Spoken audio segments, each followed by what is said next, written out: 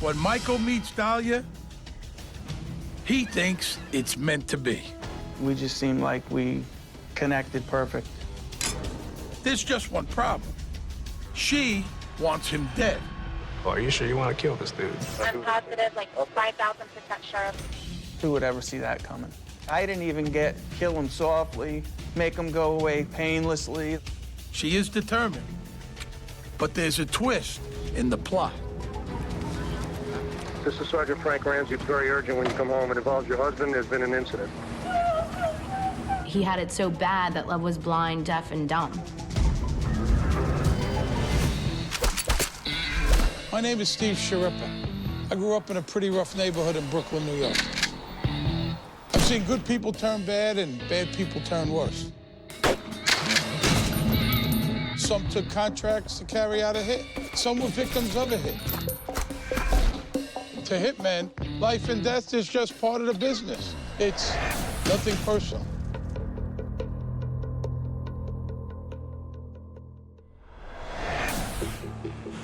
It's a beautiful August morning in South Florida.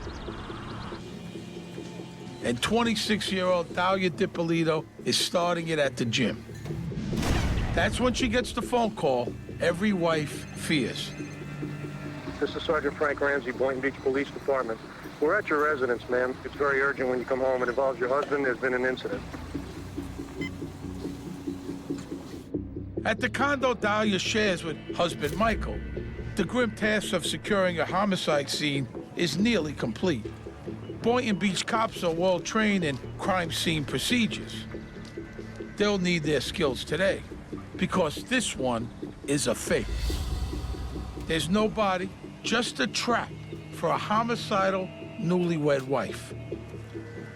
This is a story about a terrible thing that almost happened to a guy who should have seen it coming.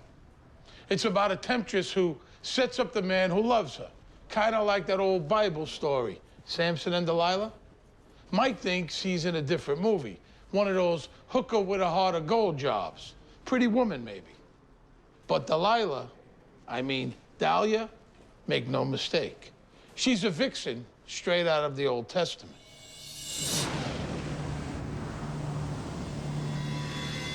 October 2008, the year before that fateful August. Michael Dippolito isn't looking for trouble, but he does want to get naughty. Mike's wife, Maria, is out of town. He has needs and a telephone. Bad combo. He called an escort to his office in Boca, and the woman that showed up was Dalia. Samson, meet Delilah. How did Mike feel that ill-starred day? I'd like to tell you I met Dalia at church, but I'd be lying to you. Me and Dalia, we got along really well right from the beginning. At the time, I thought my first marriage wasn't really working out. I wasn't happy, and I meet Dalia, and everything's new and exciting. And the reality, you know, looking back on it, I made a very bad choice. You know, I had a really good first wife. When Maria got back from traveling, she told me that Michael did pretty quickly ask for a divorce. Maria and Michael Dippolito were divorced in January of 2009, and 5 days later, Dalia and Michael Dippolito were married. When I first met Dalia and we got married that fast, we just seemed like we connected perfect. When I was with Dalia, I felt very alive. We'd have sex like 5 times a day, every day. It was exciting all the time. Dalia must have some mind-blowing talents, but Michael believes it's way more than that. It's a beautiful connection that's meant to be.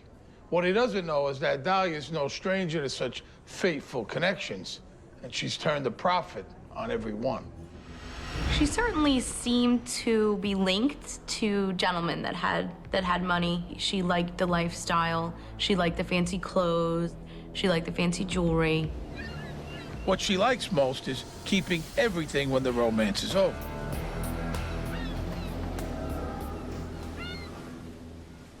For a girl who likes costly trinkets, Dalia came to the right place. Boynton Beach is right next door to Palm Beach. When old money flies south for the winter, it often lands right here. The price of admission to those gated mansions is usually a trust fund. What Dalia's got is a hot body. That works too. if, like her, you're willing to rent it out to paying customers. She'd get her hair done every week, fake eyelashes, fake nails, the fake boobs. You know, there's a lot of maintenance involved. She spent time fixing herself up to look good.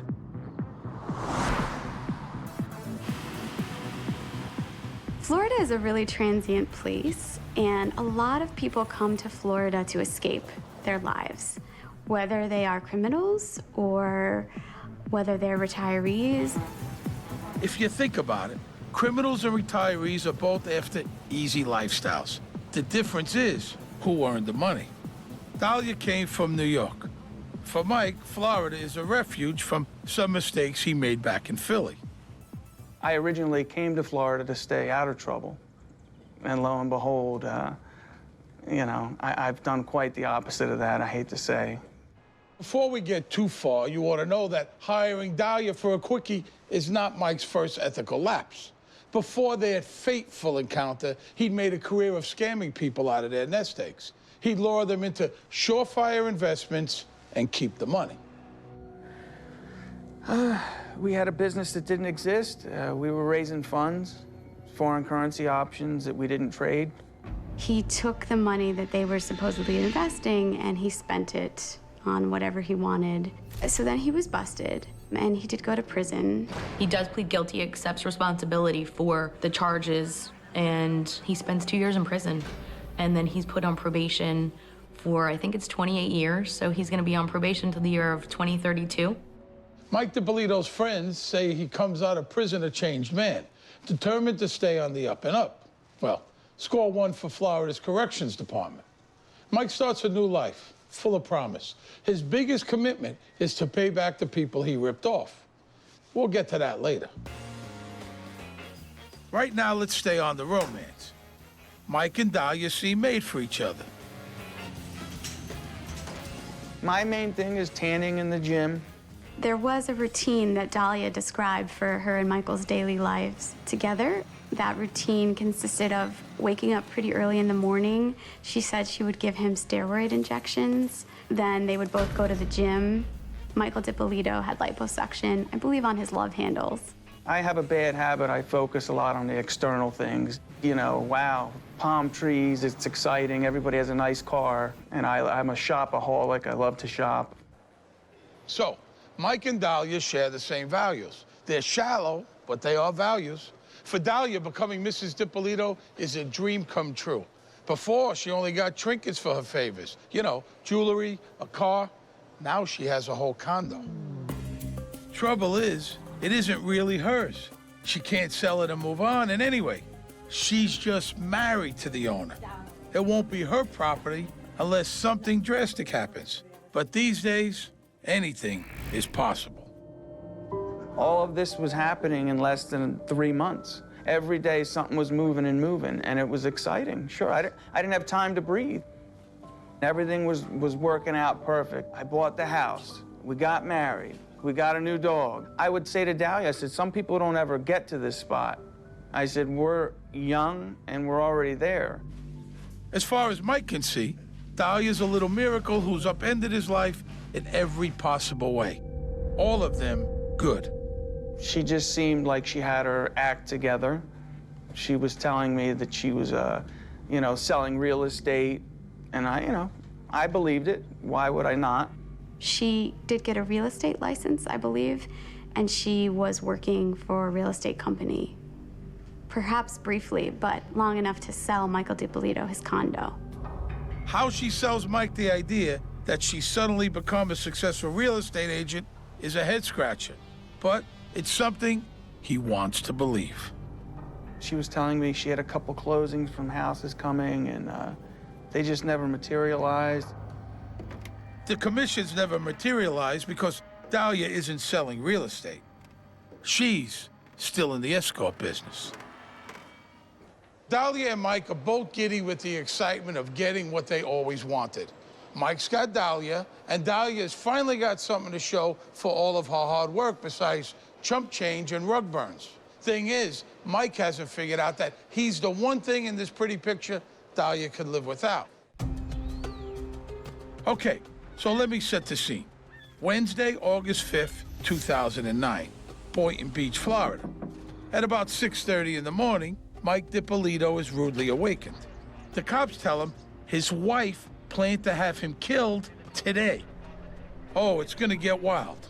Mike needs to come downtown pronto. So how did we get here? From guy meets girl to newlywed wife tries to have husband whacked. Oh, it's easy to say Mike should have seen it coming, but who would? To any normal person, it's just too damn weird. Even so, it's not like there haven't been red flags. For starters, Dalia likes money and travel. She absolutely loved that fast-paced lifestyle. It's what she wanted. And once she got a taste of that, she wanted more. Trouble is, Mike owes every penny he has to the people he ripped off. He'd served his prison time. The only condition he had left was to pay off the $191,000 in restitution to the victims.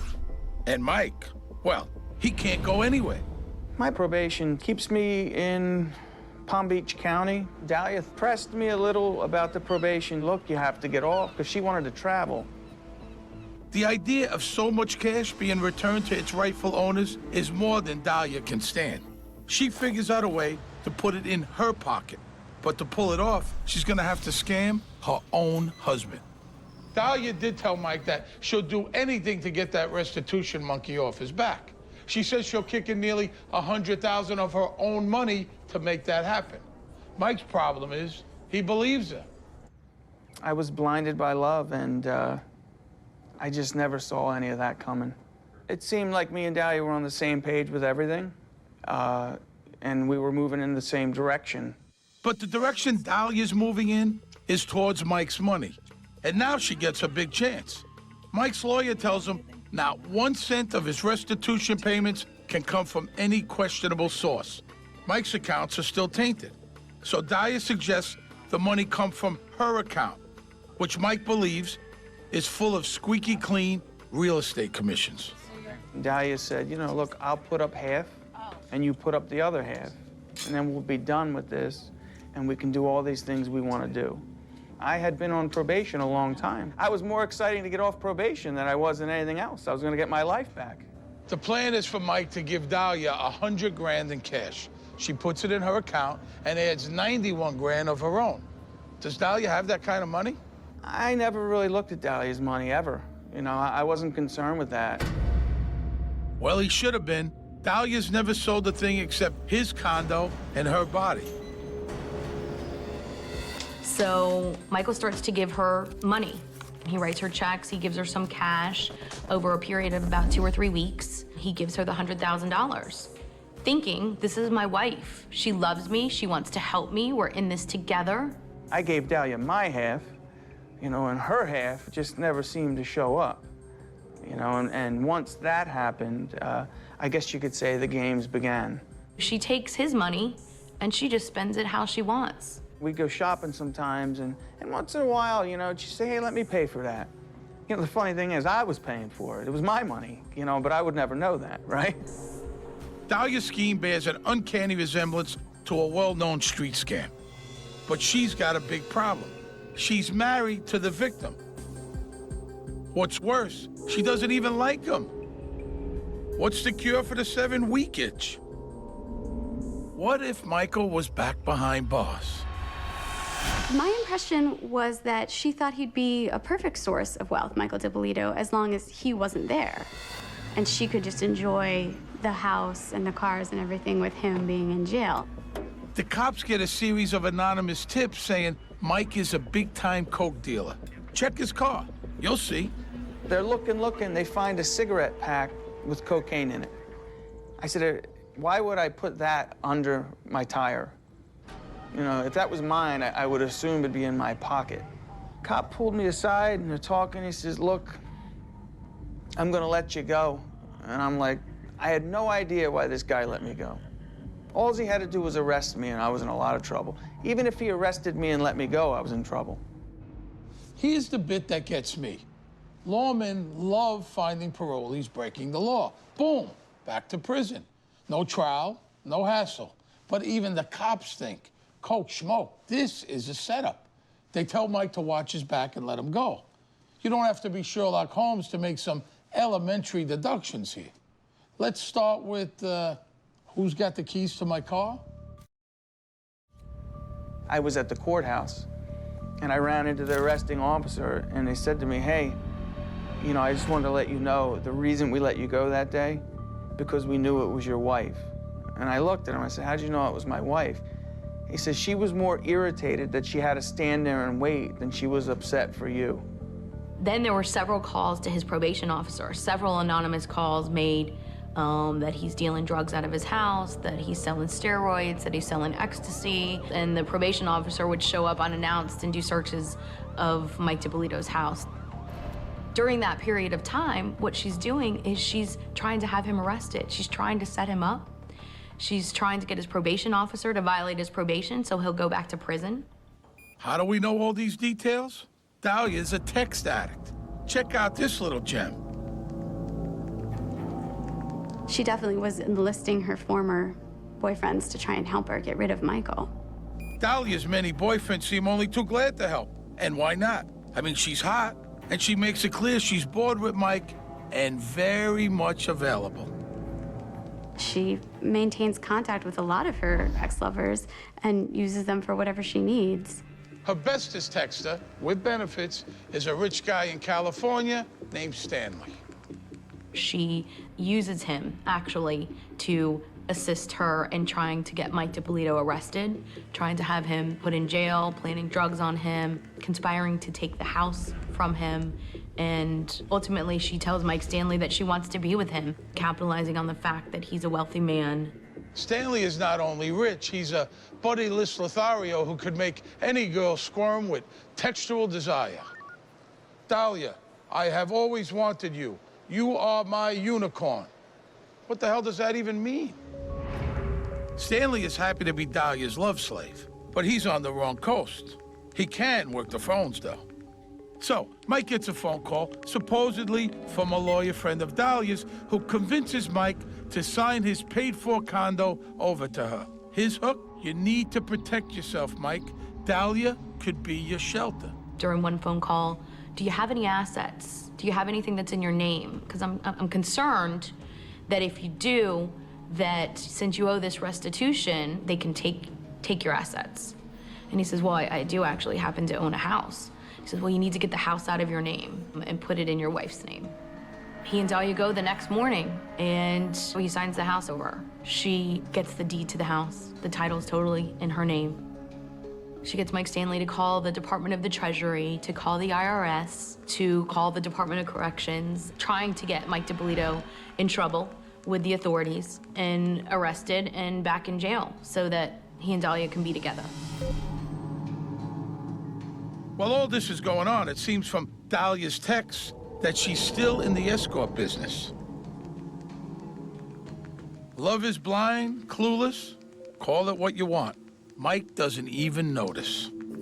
Michael Dippolito said that his friends and family suspected his wife of causing some of this trouble for him, but he didn't listen to them.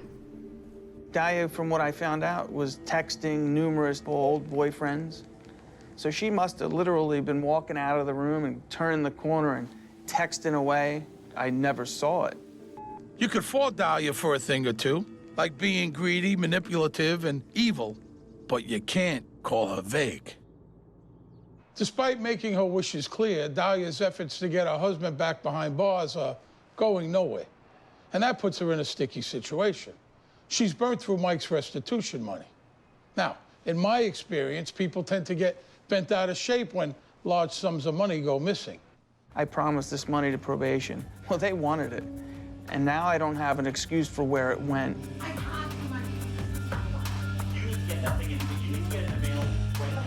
I had confronted her a couple times. She would get very upset. It's not me. What are you talking about? You know I'm coming up with the money. You know, I'm trying to give my wife credit. Oh, Dalia has her ways to calm Michael down. And she gives him no time to think. Before Mike, the guy she leeched off didn't mind. But Mike needs that $100 grand now to get his ass off probation.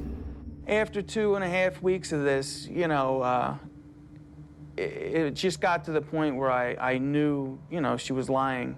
And, you know, our sex life's still good. We're still getting along. We're still doing the things we do. But, you know, there's this shadow over me of, you know, okay, where's this money? Because now everybody's asking me, Mike, where's this money supposed to be here? So, Dalia's cornered. Mike's gonna figure it out soon, and it will be ugly. Unless something takes him out of the picture. It's hard to believe, but it seems that Dalia's heart is made of ice.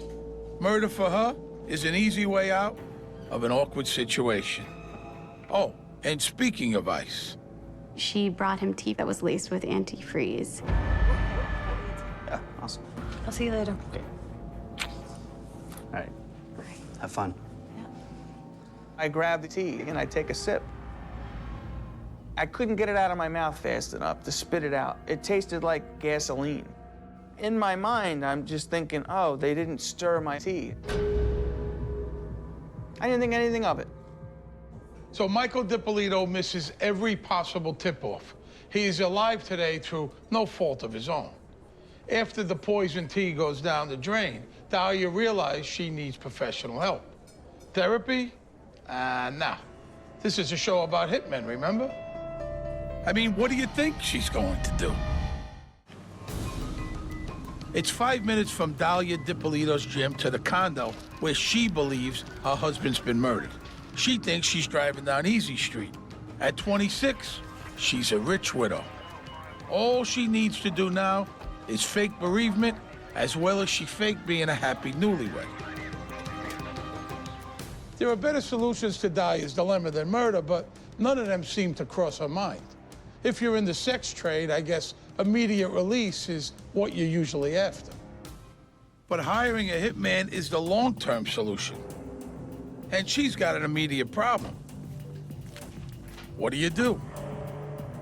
She produces a check for $191,000 so that Mike Dippolito can be off probation.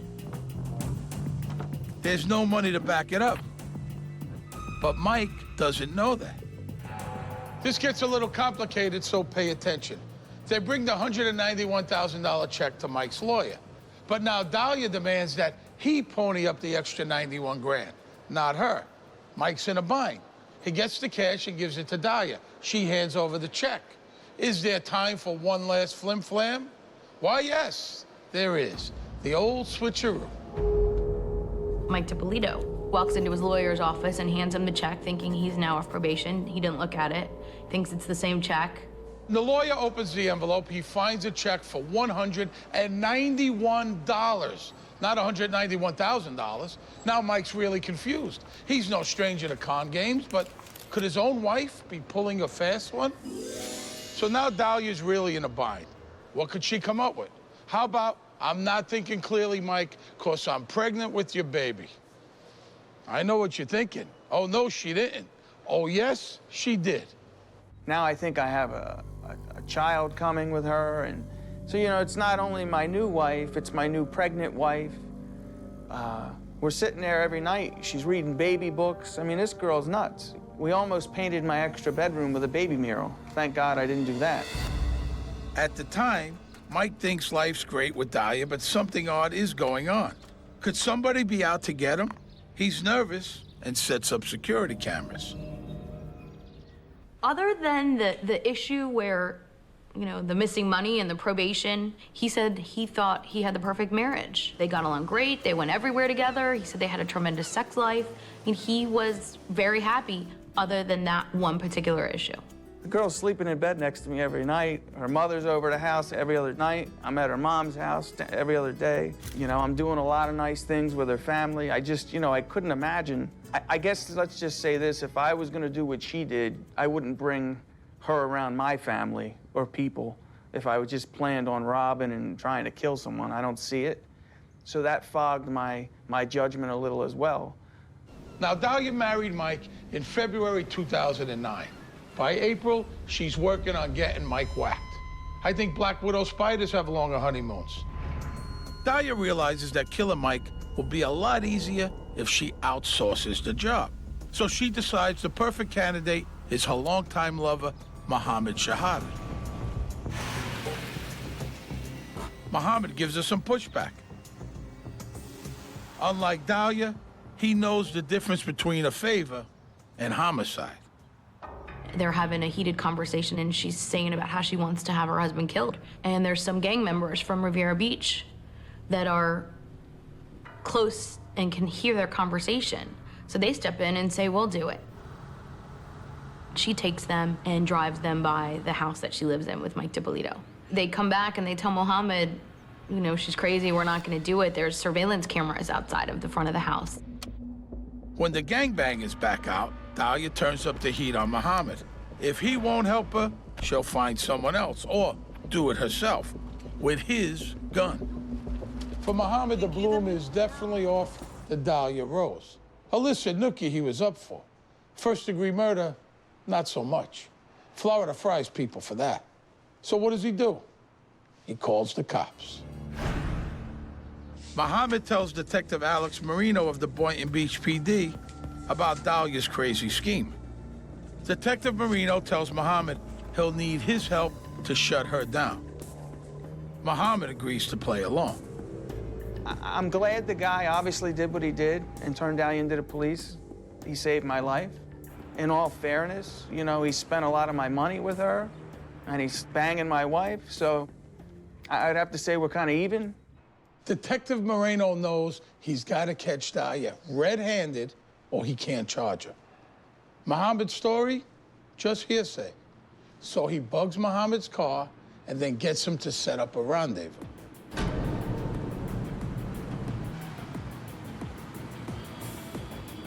Dalia Dippolito showed up at the gas station driving her car.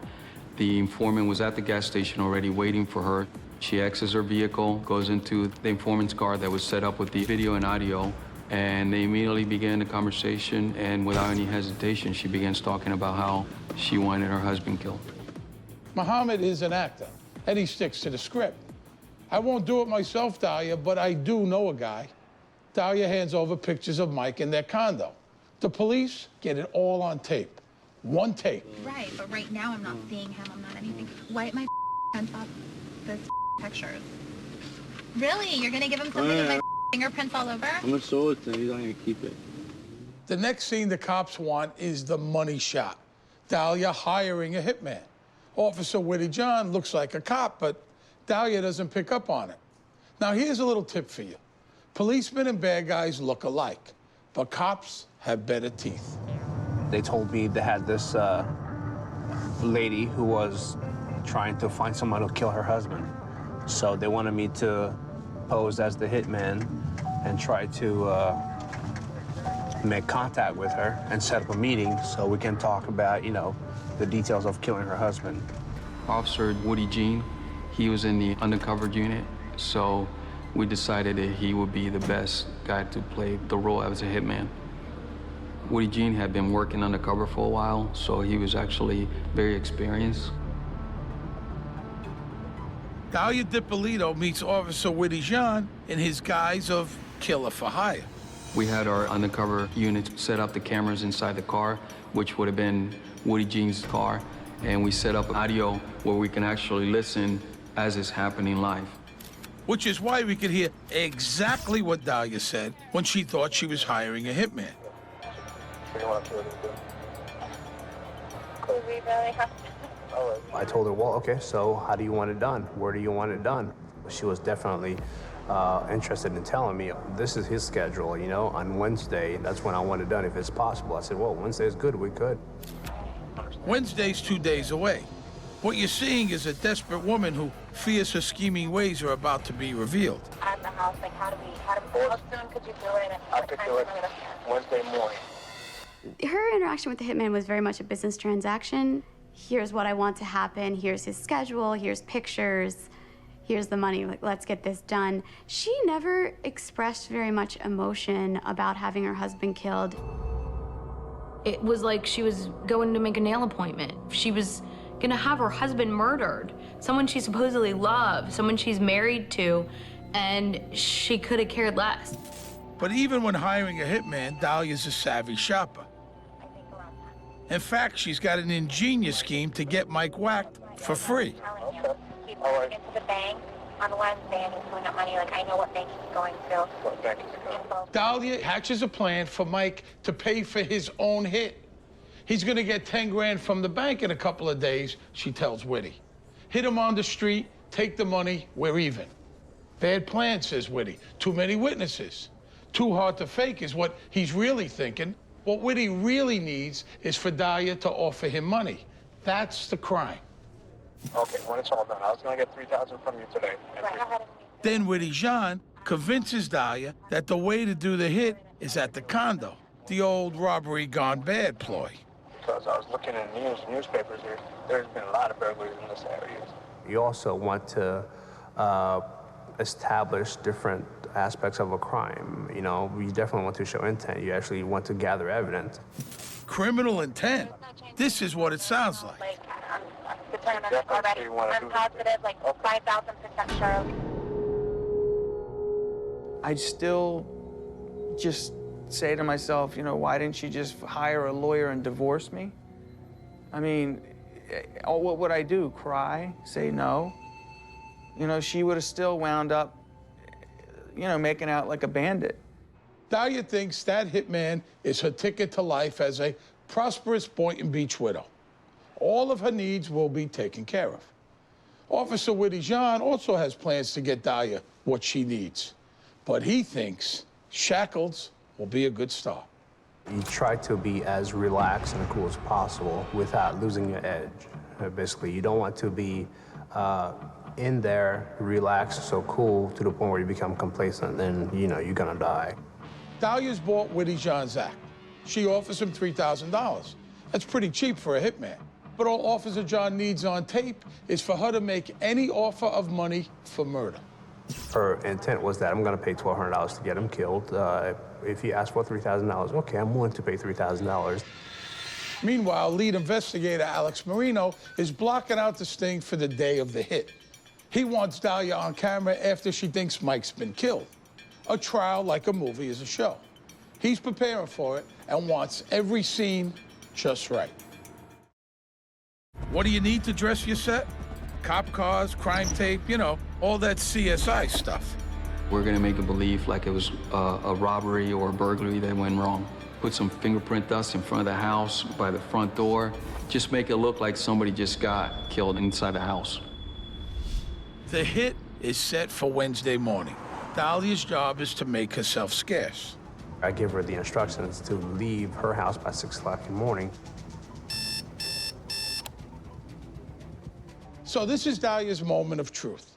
She could call it off, stay home, tell the hitman never mind. She might have to do some fast talking, but she's good at that. She doesn't do it. She kisses Mike goodbye like it's any other day. She heads to the gym, figuring when she sees him next, it'll be at the morgue. Dalia gets up, says, I'm gonna go to the gym today, and I'm like, okay. She just won't stop talking. When she leaves the house early in the morning, she takes all her jewelry to the gym. I mean, who does that? She took, you know, some of her prized possession with her because she knew that I was gonna be stealing things from the house. She didn't want one of the things stolen to be hers. Wednesday morning, everybody shows up early in the morning, and people get assigned to different locations where they're going to be conducting surveillance. We set detectives at the house, giving us information when she leaves and when she goes to the gym.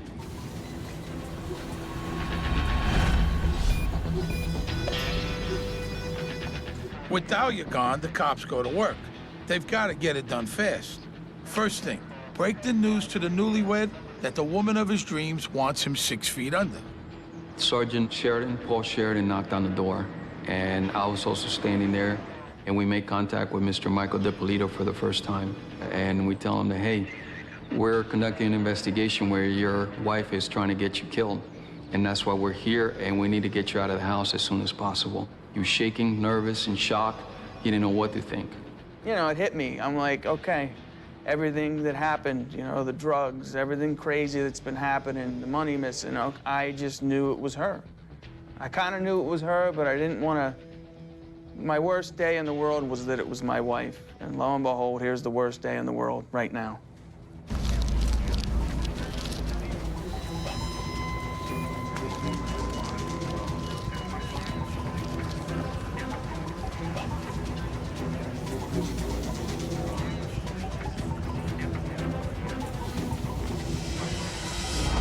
When Mike's safely downtown, Sergeant Ramsey calls the wannabe widow. This is Sergeant Frank Ramsey, Boynton Beach Police Department. We're at your residence, ma'am. It's very urgent when you come home. It involves your husband. There's been an incident. Upon her arrival, she sees all this police action going on and the yellow tape and everything else. So she pretty much has an idea, thinking that her husband had been killed. What you're about to see is the first and only take of Dalia's career-making performance. Listen, we had a report of a disturbance at your house, and there were shots fired. Is your husband Michael? Okay, I'm sorry to tell you, man. He's been killed. He's been killed, man. Listen, try to calm down. Right now, we need to get you. We need to get you to the police station. I can't let you in now. We have to do our job. You want to find his killer, okay? We need you to calm down. You gotta give Dalia credit. She's a master at faking emotion. She's put a lot of thought into the script for today, and she plays her part beautifully. But things are about to go off script. Dalia's gonna have to try some improv, and the show just keeps getting better.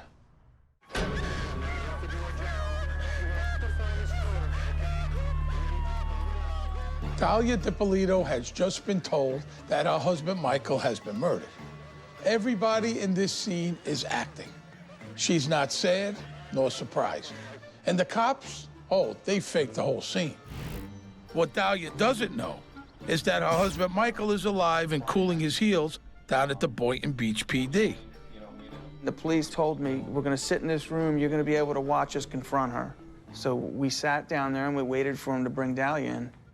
Now, I know a thing or two about acting, and so do cops, especially when it comes to things like, I'm shocked by this terrible thing that I had nothing to do with. I've informed people in reference to their loved ones dying, and I've always got a different reaction than what Dalia Dippolito did. She immediately, before he can even finish the sentence, she starts crying. Oh, and that isn't her only miscue. Right after she gets told about it, she asked about the dogs, which just didn't make any sense. I mean, through my experience, I've never had that. She wanted to see the body. She wanted to make sure that he was dead. And then she jumps into, how are the dogs? Well, we need to get your husband's killer, ma'am. For those of you worrying, the dog is fine. What's not fine is Dalia's script. She doesn't know it, but it's off the rails. It's actually a cop show now. And they need one more scene. Dalia lies through her teeth. They could have set up a better camera angle, but it did get the shot. We did the initial interview with her and made her believe she was actually helping us in the investigation. Listen, is there anybody that you know that you think would want to kill your husband? My husband's on probation. Dalia points the finger at some of the people from Mike's shady past. When Sergeant Paul Sheridan's heard enough, he pulls the plug. The game's over with, okay? There's no more games with you and I. Now we're going to get down to serious business. I want to know if you know this guy. Come here. Bring this guy in here. Now is when Dalia's mouth gets a little dry, which is always bad news in her line of work. One of the detectives put handcuffs on me. Handcuffed me behind my back. The guy's was, we've caught the guy who did it. He's a prisoner. You know who this guy is? No. You've never seen him before? I've never seen him before, ever. And then she looked up at me. She said, nope, I've never seen him before. No emotion. She just looked at me. She's like, nope, I don't know him.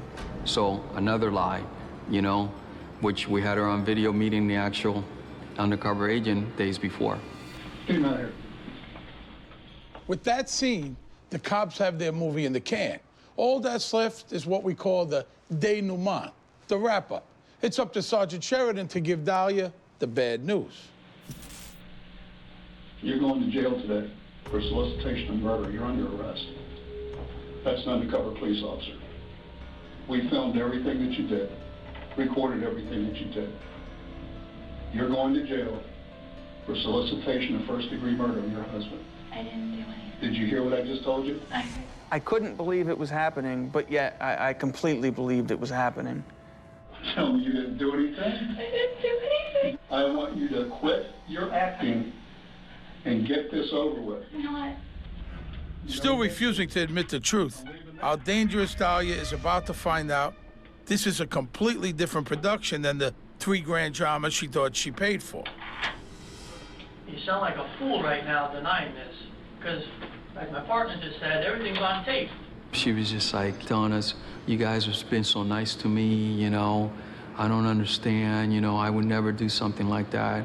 I don't want to give you guys a hard time. Like,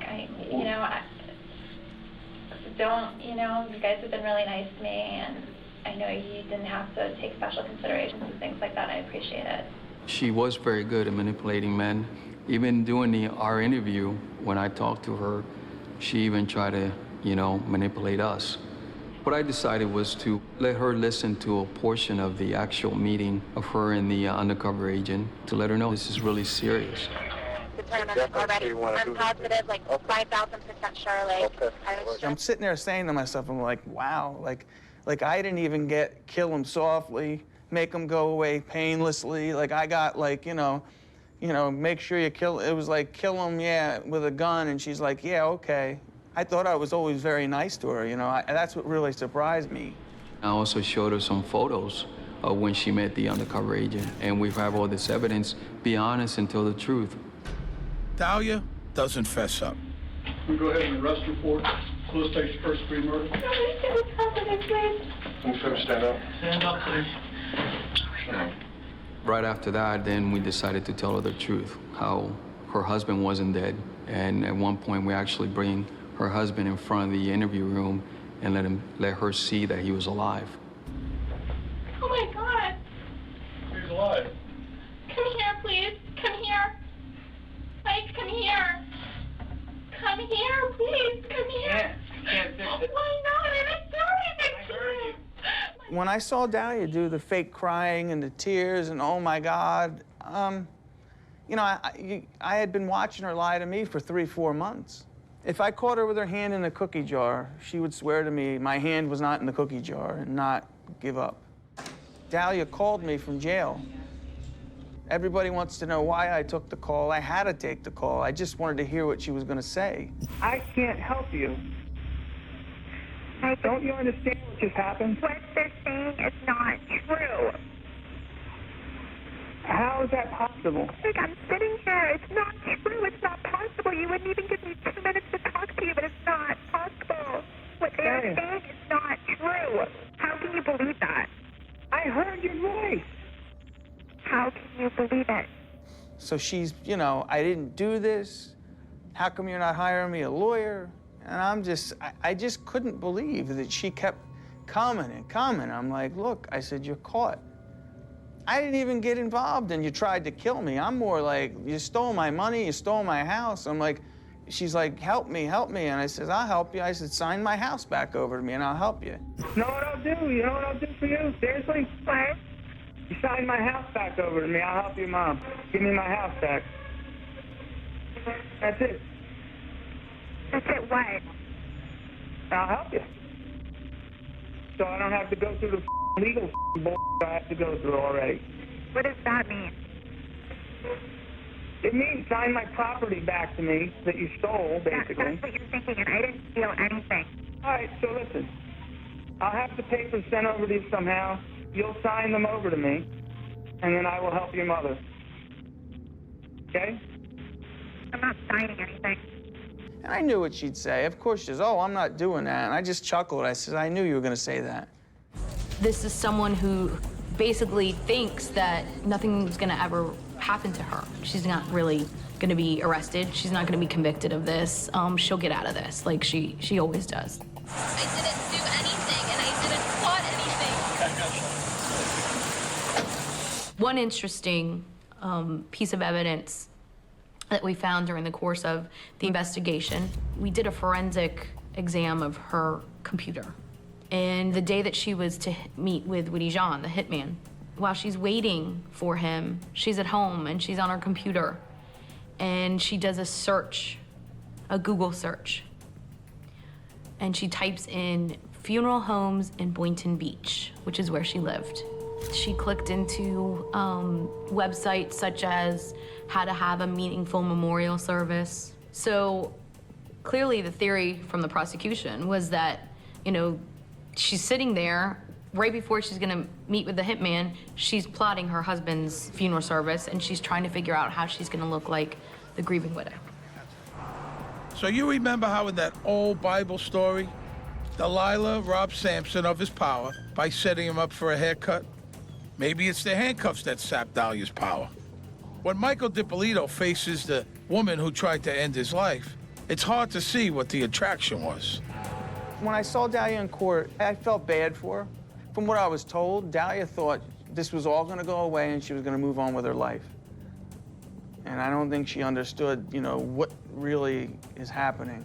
You've seen a greedy, manipulative, evil woman who won't stop at anything. There's no denying the truth. She did it, and you know it. Before he sentences Dalia, the judge tells her what he thinks of what she did. It was pure evil. You were taking advantage of a guy that was gullible, that was in love with you. Dalia Dippolito gets 20 years. On this day, Michael gets the last word.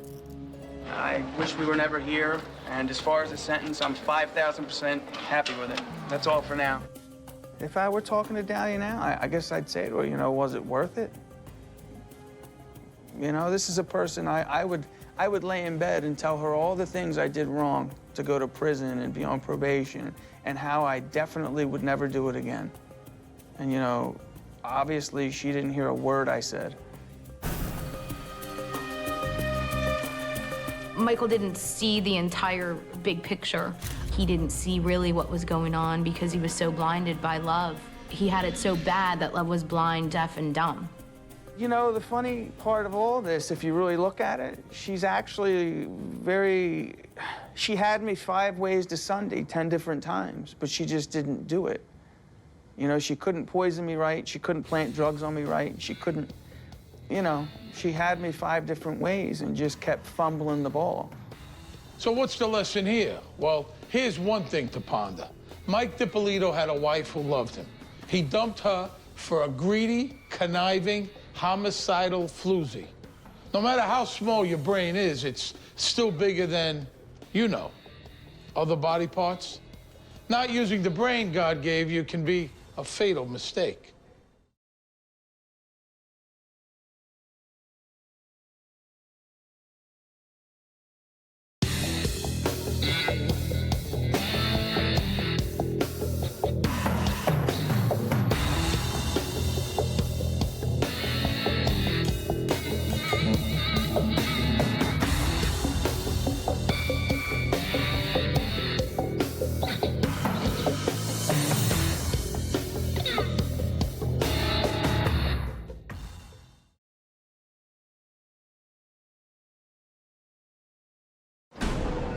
They're brothers, but so were Cain and Abel.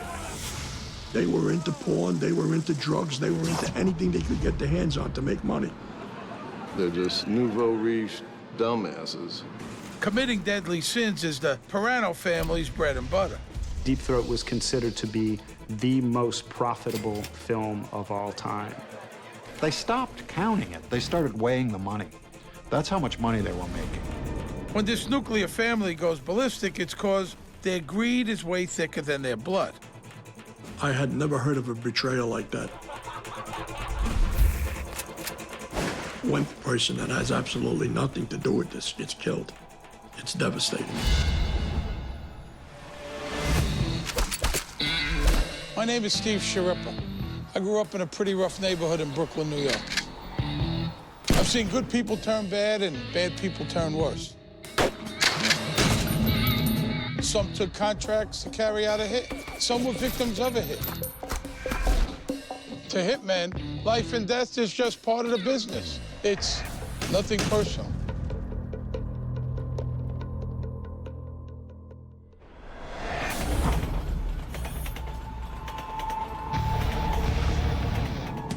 January 4th, 1982. Brooklyn, New York. Joseph Peraino and his son, Joe Jr., are going to a meeting with their Colombo crime family bosses. What they don't know is they're heading into an ambush. What makes it even worse is the plan to kill them has been hatched by Joe Sr.'s business partner, his big brother, Tony. I had never heard of a betrayal like that, where a brother would actually come in and ask that his brother and his nephew be killed. To me, it was unbelievable. So how did the relationship between two brothers turn into carnage? Every family has its disputes. Bickering over money can lead to hard feelings, for sure. So what if you and your brother owned the most profitable porn flick ever made? Deep Throat. We're talking about tens, maybe hundreds of millions. And what if your lying, cheating nincompoop of a brother, what if that fat, no-good pile of crap stole tens of millions of that movie's profits from you and your family? Would you want him dead? Yeah, I thought so. I think the family kind of fractured, as families do when they start making tons and tons and tons of money.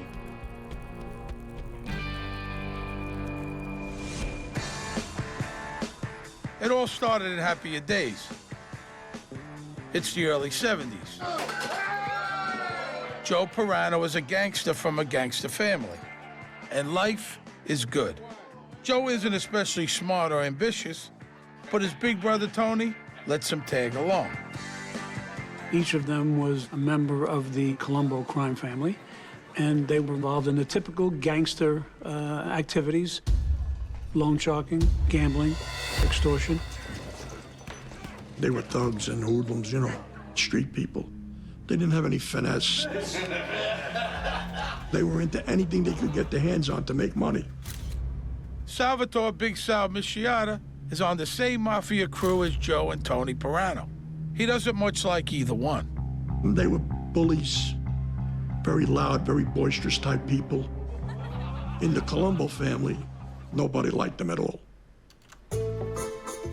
They aren't exactly peas from a pod. Melons would be more like it. Elder brother Tony is the brains. He was in a 400-pound area, so that they nicknamed him Fat Tony Peraino. Big as Fat Tony might be, if he's the brains, then Joe's the stomach. They call him the whale. But not all of his blubber is on his waistline. Plenty of it is between his ears. No one had a nice thing to say about Joe the Whale, other than he was fat and he couldn't fit in the doorway. The brothers have a nice little racket making dirty movies that play to perverts in peep shows. The home video revolution is years away, and Hollywood movies are prudish. So porn fans have to take whatever garbage they can get. And make no mistake, what the Perainos make is crap. There was basically loops, which are short films. They'd be really grainy, and they weren't shot really well.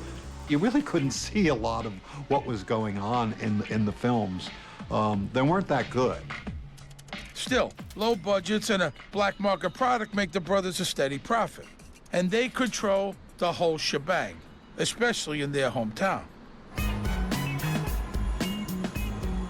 Times Square was really a cesspool. It was all pornographic theaters, peep shows, prostitutes.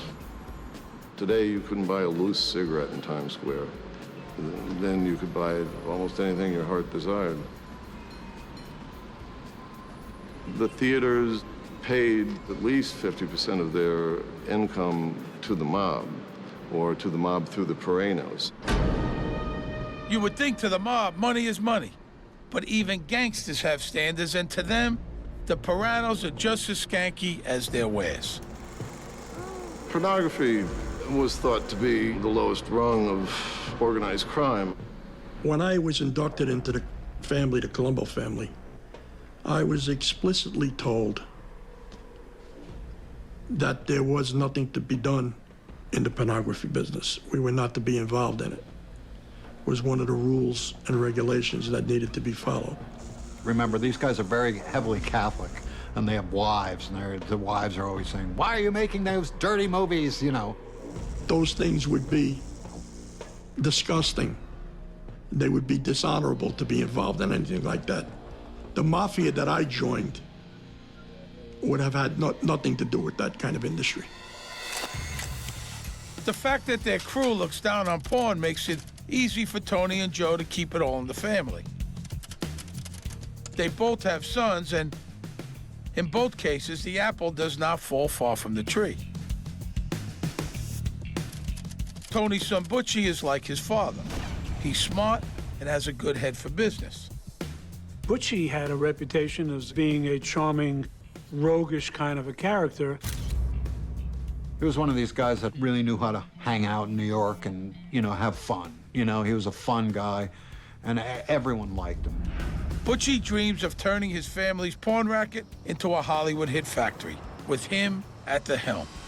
He wanted to be an auteur, you know, he really wanted to be this filmmaker, would make big Hollywood features, you know, not just, you know, pornography. Joe the Whale's son, Joe Jr., is nothing like his cousin Butchie. Junior's a bonehead who coasts on his connections, just like his old man.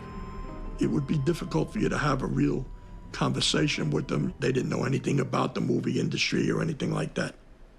The fortunes of the Peraino brothers change one day when into their office strolls a guy with an idea that will revolutionize the smut industry. Gerard Damiano is a New York hairdresser who wants to be a movie director. And his earth-shaking idea is to make a dirty feature film, you know, a story, people talking, pretending to be other people, the whole bit. Back in those days, you know, that was really unheard of. You know, X-rated films were shot in a hotel room with a couple of hookers. You know, that was a film. Damiano even has a star in mind. He's written a porno comedy for a woman who has a very special talent. Her name is Linda Lovelace. It's no accident he calls his movie Deep Throat. He was inspired by Linda Lovelace, there's no question. I think really what struck my father about Linda was her innocence, that it was almost a contradiction. Here was someone with this, you know, amazing sexual technique, but that had the appeal of the girl next door. At first, the girl next door appeal is lost on the Perainos. He had a big, big fight with the Perainos because they didn't think Linda was attractive. And Gerard Damiano would scream back, "But Deep Throat's gonna become a household word." You know, they didn't quite get it. They didn't understand what he was trying to do. For example, they didn't like the title. They wanted to call it The Sword Swallower. And he had to convince them, no, trust me, you know, Deep Throat. They're also nervous that Deep Throat's budget is about $22,000. That's 15 times the cost of a porn loop. So $22,000 to make this movie with this not very attractive girl. They really didn't know what they were doing. The Perainos are not impressed with Linda, and Damiano insists they at least bring her in for an audition.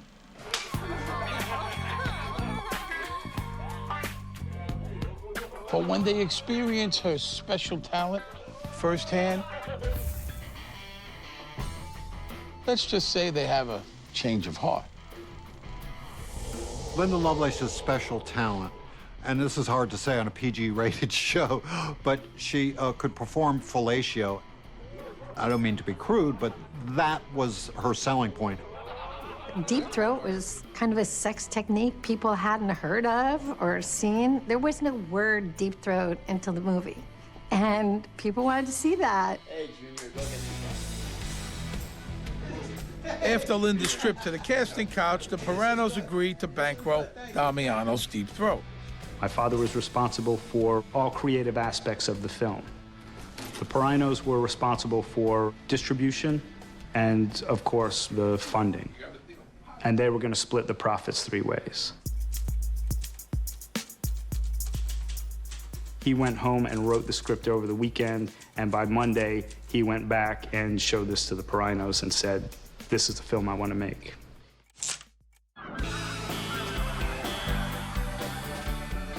Miami, winter 1972. Damiano takes just 6 days to shoot his movie. My father, he did everything in that movie except get laid. He came up with the idea, wrote the script, he did the editing. He was involved in every aspect of that film from beginning to end. At the time, I was 7 years old. We were on the set, and the atmosphere was very exciting. You know, my father never allowed us to be anywhere near what they called the nitty-gritty. When they were filming the sex scenes, we were ushered, you know, off the set. But, you know, we were very aware that our father was a filmmaker, and we were proud of that, you know, and we were raised to believe that there wasn't anything wrong with sexuality. The big question is, will it make money? Oh boy, will it. Deep Throat goes on to become the most profitable porn film ever made. Tony and Joe Peraino and their sons Butchie and Joe Jr. are poised to become mega millionaires. Their family fortune is built on a foundation of lies, exploitation, and threats of violence. What could possibly go wrong?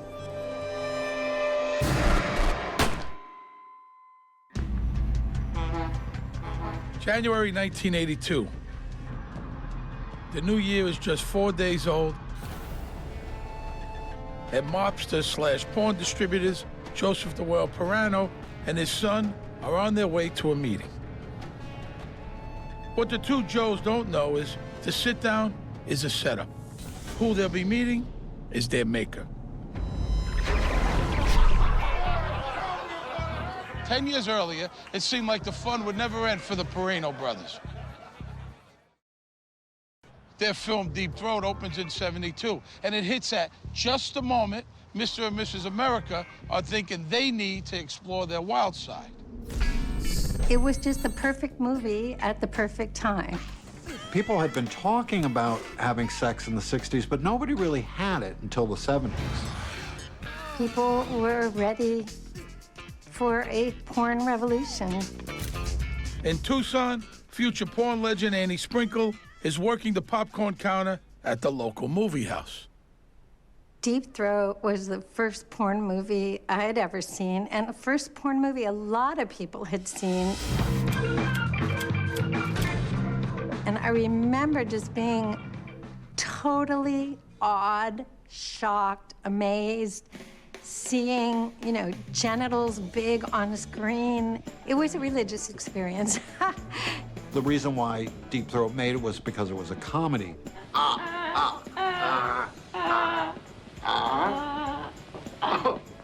Well, there it is, you little bugger. There it is. It was a lot of fun. So people came from all walks of life. Linda Lovelace was on the cover of Esquire. Johnny Carson started making jokes. Once Johnny Carson includes it in his monologue, you know, you're set. Deep Throat was happening. It was the film to see, and everyone was going to see it. And I remember working in that ticket booth and just the cash coming through. It was unbelievable. I couldn't sell tickets fast enough.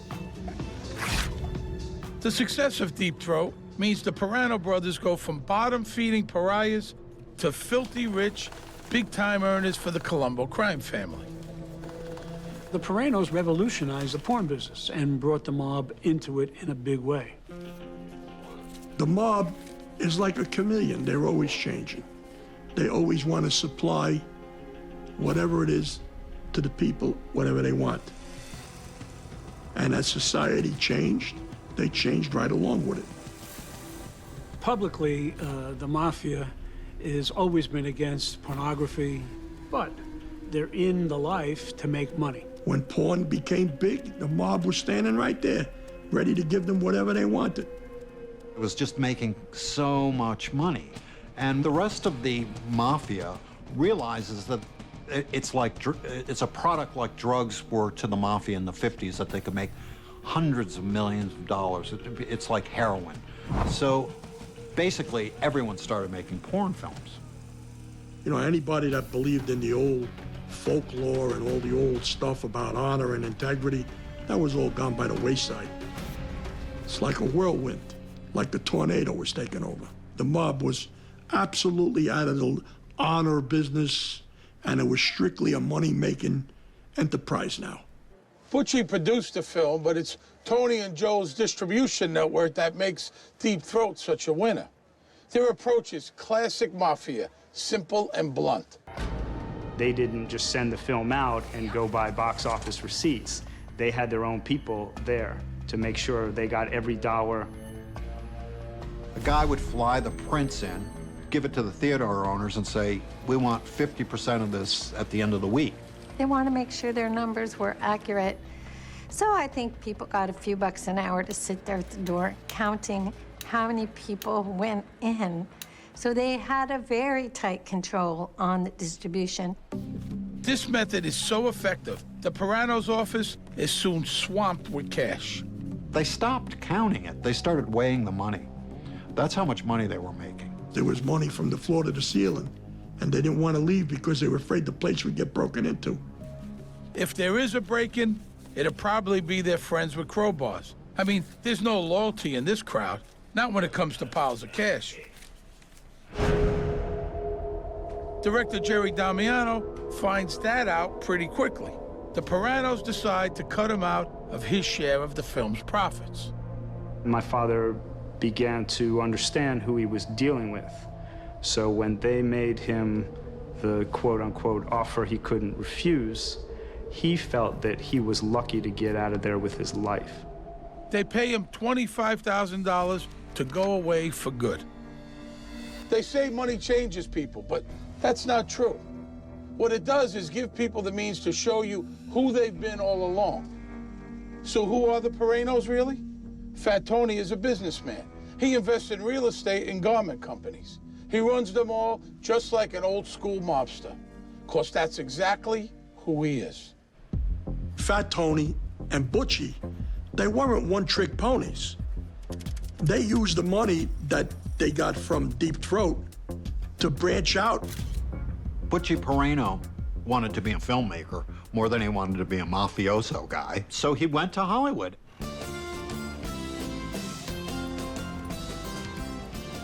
And he set up this film distribution company called Bryanston Films. Butchie's good at it, too. They had about 20 hits in the first year of their business. Butchie's company distributes the Texas Chainsaw Massacre, Bruce Lee's Return of the Dragon, and Andy Warhol's Frankenstein. Basically, they had their fingers on the pulse of pop culture and really took some chances and made quite a bit of money on their own. It was really his niche. He would have gone on to make movies forever. You know, he was just the type of guy that was his thing. He loved it. And as for Joe the Whale and his son, Joe Jr., they have no dreams, just appetites. Who are they really? Jerks. Greedy, low-class jerks. It's who they've always been. And getting rich just makes that crystal clear. I think they were kind of like a white trash family who suddenly hits the lottery. You know, you buy everything. They paraded their wealth, which was not considered a good quality. Here, this is for you. And this is for them. Oh. They're just nouveau riche dumbasses, and so they weren't well thought of. So just when the Peraino brothers and their sons are showing their true colors, comes the time when they need to have each other's backs. Deep Throat might be a national sensation, but lots of people think graphic on-screen sex is obscene. We're here to execute a search warrant on the premises for an obscene movie. And playing it on Main Street, USA, causes a few run-ins with the law. The Perainos and the entire porn industry began to feel the wrath of prosecutors, you know, in the Bible Belt, who went after them using obscenity laws. In 1976, things heat up when a Tennessee prosecutor gets the bright idea of charging everybody who made Deep Throat with conspiracy to violate obscenity laws, Tony and Joe Peraino included. It's a big First Amendment case, and the trial becomes a media circus. It was supposed to be an obscenity trial, but in reality, it was kind of a racketeering trial where they tried to show the mob's involvement in the porn industry. Law enforcement in this country was very, very upset that the Mafia was making hundreds of millions of dollars off what they thought was, you know, disgusting, degrading filth. The trial showed that the Perainos were the prime movers in the porn business, that they had produced and distributed Deep Throat, made millions of dollars on it, and were knee-deep in cash. And when the link between the mob and porn profits is made clear, it's an all-out scandal. Mayor Lindsay in New York City came and banned it. They pulled it out of the World Theater in Times Square, and it caused an uproar. When you face hard times together, you really get to know what somebody's made of. Shared adversity is the glue that bonds soldiers and fraternity brothers into lifelong friends. That didn't happen with the real brothers Peraino. Tony goes on the lam, leaving Brother Joe to face the music in Memphis. The blues, of course. The brothers are no longer on the same page because Anthony Peraino Sr. had taken off while the Deep Throat trial was going on, and Joe the Whale took over a lot of the distribution.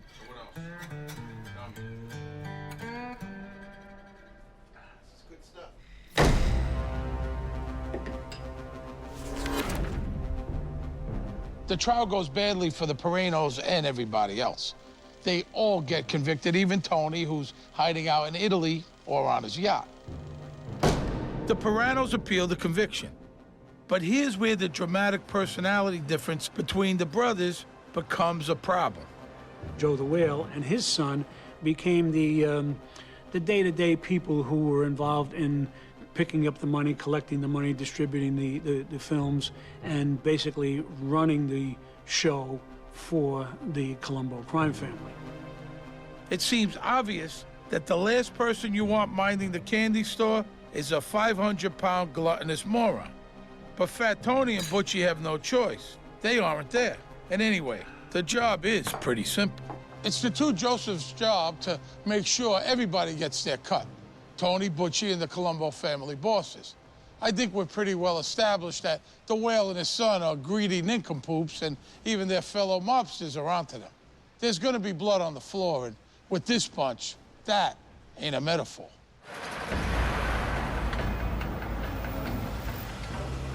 Joe Peraino and his son, Joe Jr., think their bosses are coming to meet them to hear how much money they all made on Deep Throat last year. In fact, the only ones joining them will be a pair of shotgun-toting hitmen. How is it that two of the Colombo family's best earners are being set up for a violent end?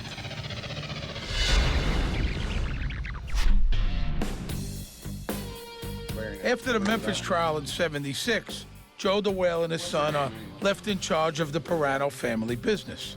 They've never been given any responsibility before, for good reason. They're greedy and not that smart. But now the smart guys are indisposed. Fat Tony's on the run, and Butchie's fighting a losing battle to keep his Hollywood dreams alive. Unfortunately, it's exposed that Bryanston Films are the Mafia, and basically they close up shop. So Butchie's dream of having this big Hollywood film studio gets shut down.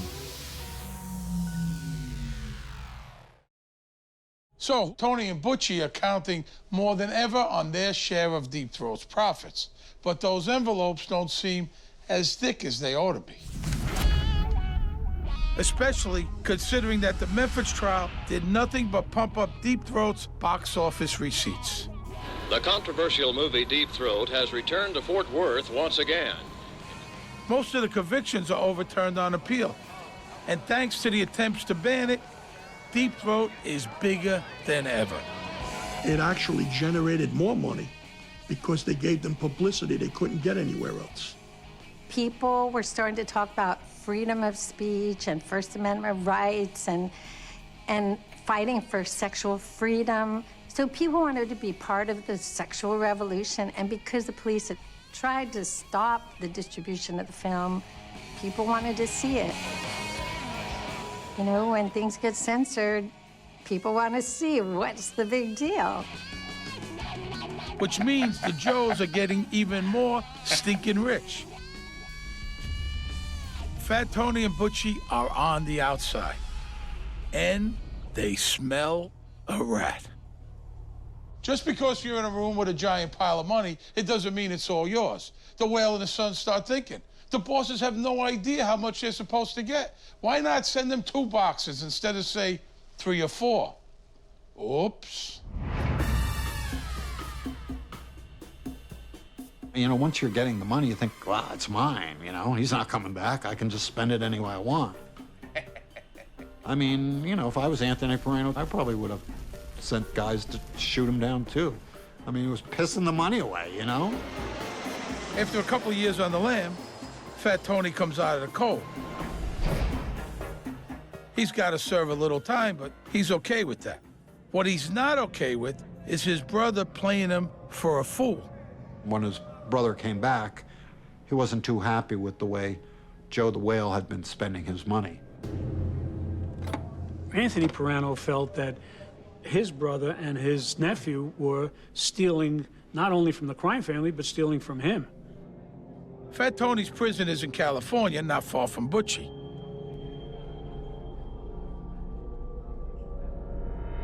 It should be no surprise that the topic of what to do about our thieving relatives comes up now and again.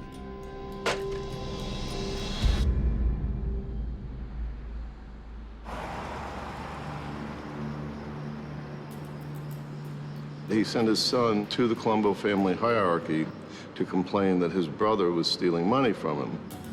Yeah, hey, Joe, thanks for coming. Hey, listen, we got no problem. He said, my father wants you guys to know what's going on. Running it off and taking everything they're got. He wants my Uncle Joe and my cousin Joey to pay for this with their lives. The Colombo bosses are no strangers to whacking their own. For them, putting bullets in the brains of friends and colleagues is all in a day's work. The Colombo crime family has always been a fractious, violent family that feasted on violence against itself. As bad of an image as I had of the Perainos, and as much as I disliked them all, I still didn't think that they were capable of doing anything like that. I don't think that a human being could ever act that way, to go in and to put his brother and his nephew on the line and ask for their lives for stealing money was unbelievable to me. The Peraino hit's a weird one for sure, but fratricide or no, it seems like a good management plan. I mean, I hear you. We've hashed it out. The Colombo interest in the hit was money. They didn't care if he was stealing from the brother. If you're stealing from the brother, you're stealing from us. You don't go into the Mafia and not know that if you do that, you're gonna get whacked, you know? That's just, you know, it's like ripping off a drug dealer, you know, like someone's gonna, you're gonna pay for it.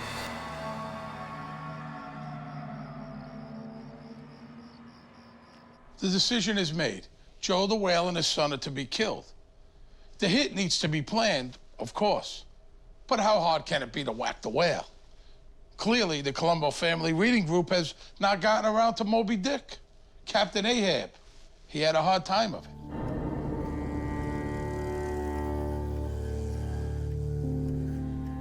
November 1981.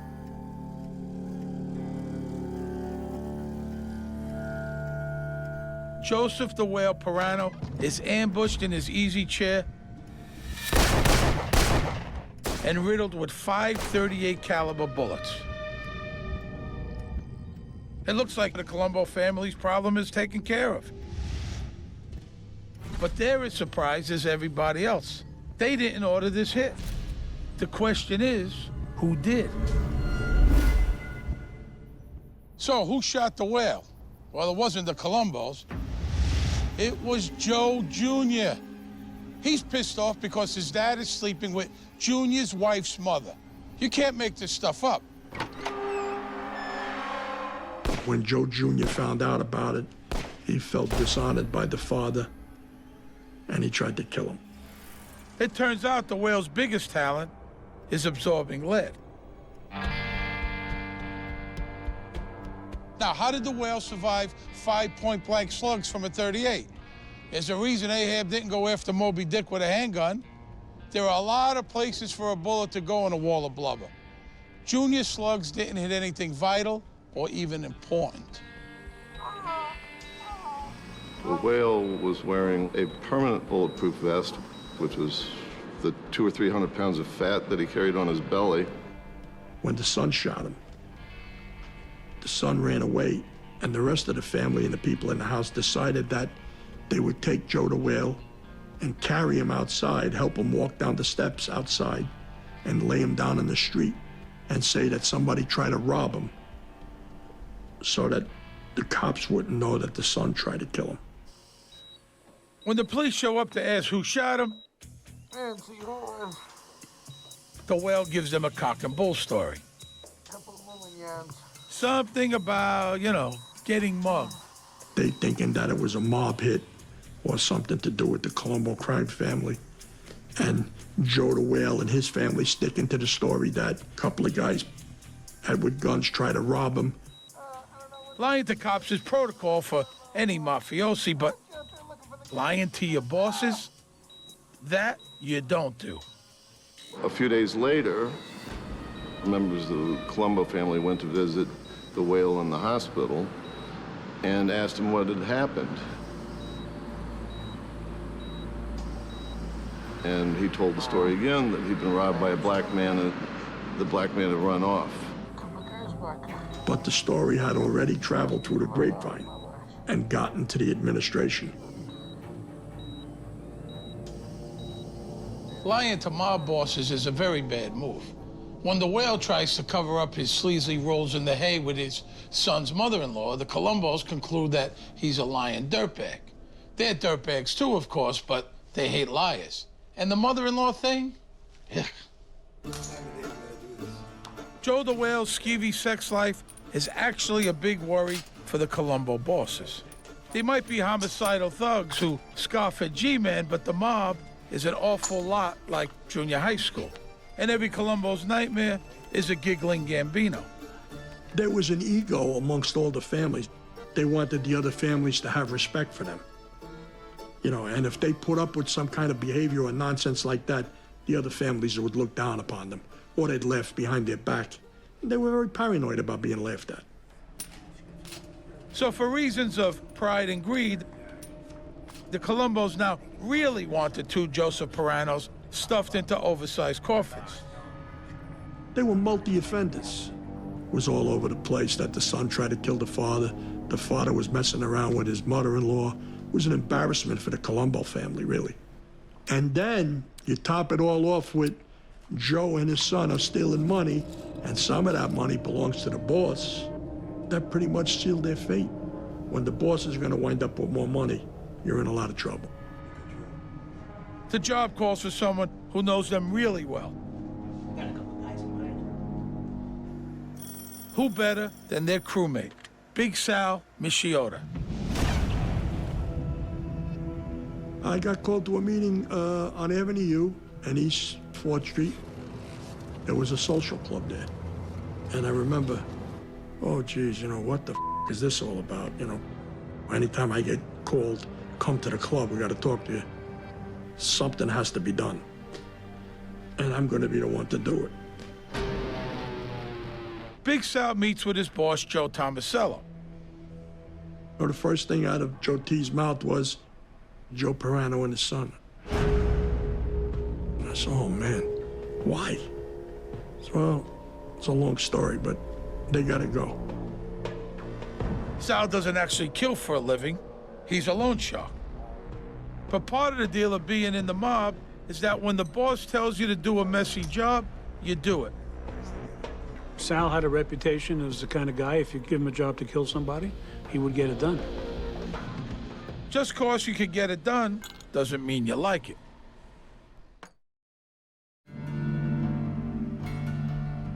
It was just a terrible thing. I mean, taking a life is not an easy thing to do. I'm sick that I have to be involved in it. Naturally, by now, I already know that I have to do whatever I'm told, or I'll wind up getting killed myself. It's not an easy time. It's a very stressful situation.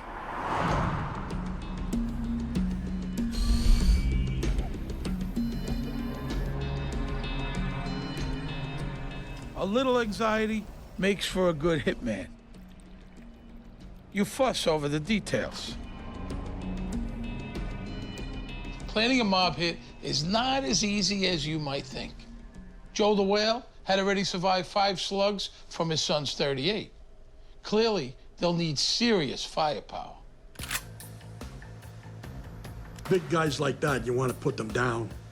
You know, you're looking for shots to knock them down, knock them off their feet. And then once they're down, you can do whatever you want with them. A shotgun with the 00 buck in it, wow. Untold damage. It hits you and takes your insides right out of you. So that was the gun of choice. As any host knows, it's important that your guests feel comfortable. That's doubly true if you're planning to eviscerate them with shotguns. We had to think along the lines of bringing them someplace where they would be comfortable. So we figured that we would direct them to a place where they were going to meet with the administration and everything was going to be okay. The ruse is a year-end meeting to report on Deep Throat's royalties. Finding just the right location is the key thing.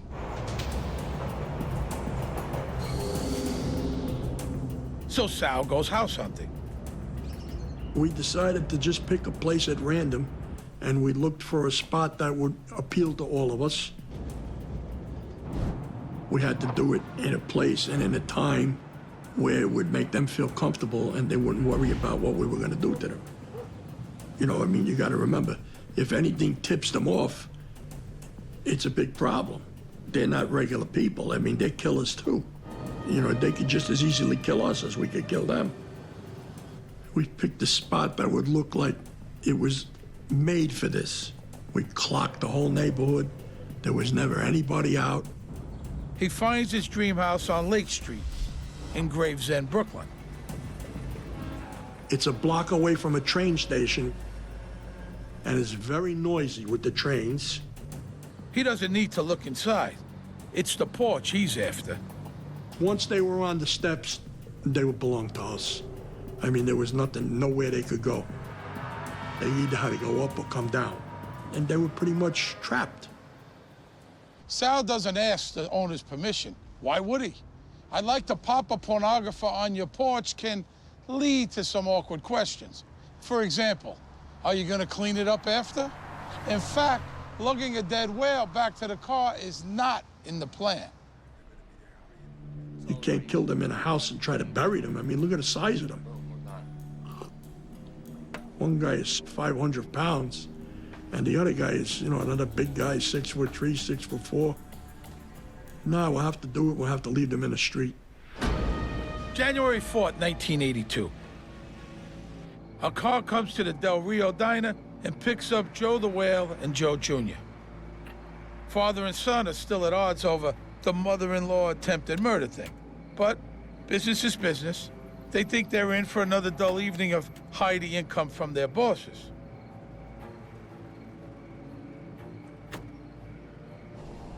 There will be a reckoning tonight, but the ledgers have been closed. We were parked down the street. As soon as the car pulled up with them, we waited about a minute till they got like 20 feet ahead of us, 30 feet ahead of us, and we started creeping slowly in the car that we were in.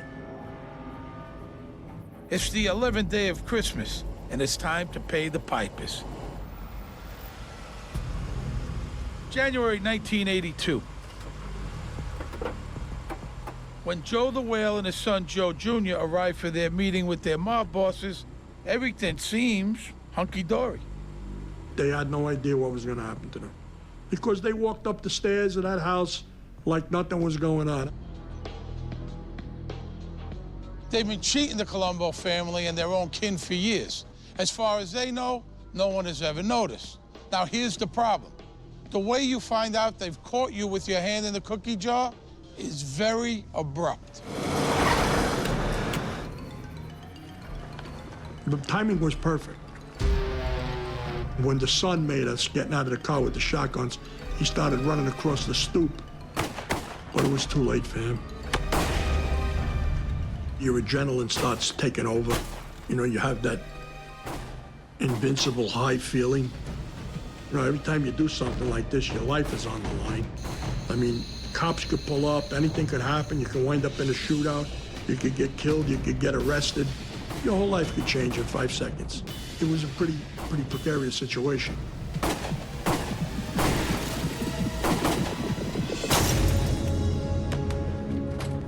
The father never got to the door. He got shot and he laid there, never moved. We were sure that they were both dead. You know, like I was in survival mode. I wanted to get it done, get in the car, and get out of there.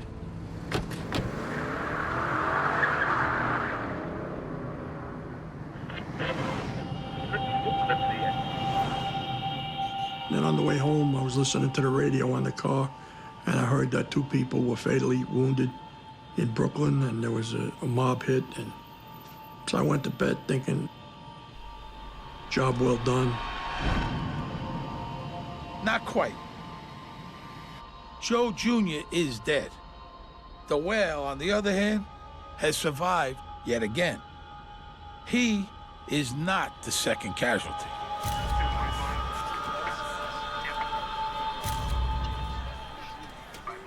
The second victim is Veronica Zara, a social worker and the former nun.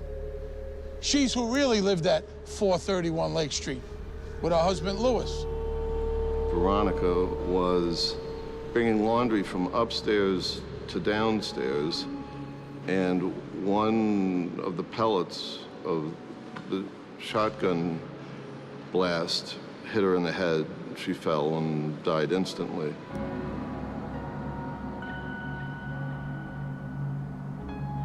Oh, man, I was in shock. At first, I was sick to death. It was bad enough that I was doing these things, you know, to people in my life. But when a person that has absolutely nothing to do with this gets killed, it's devastating. Joe the Whale isn't unscathed this time. He's paralyzed. The cops hope he'll at least cough up the name of the people who murdered his son. He would never cooperate with anybody or say anything. He wouldn't say who picked him up at the diner. He wasn't talking about anything. His silence buys the Whale a pass from the Colombos, who suspect that he might just be immortal. He kept his mouth shut and was never really targeted again by the crime family. He was happy to get out with his life and basically disappear from view. News of the slaying of a former nun makes headlines. But with the Whale holding his tongue, investigators get nowhere. There were no arrests, there were no suspects. There were a number of unsolved murders, and that was just one of them.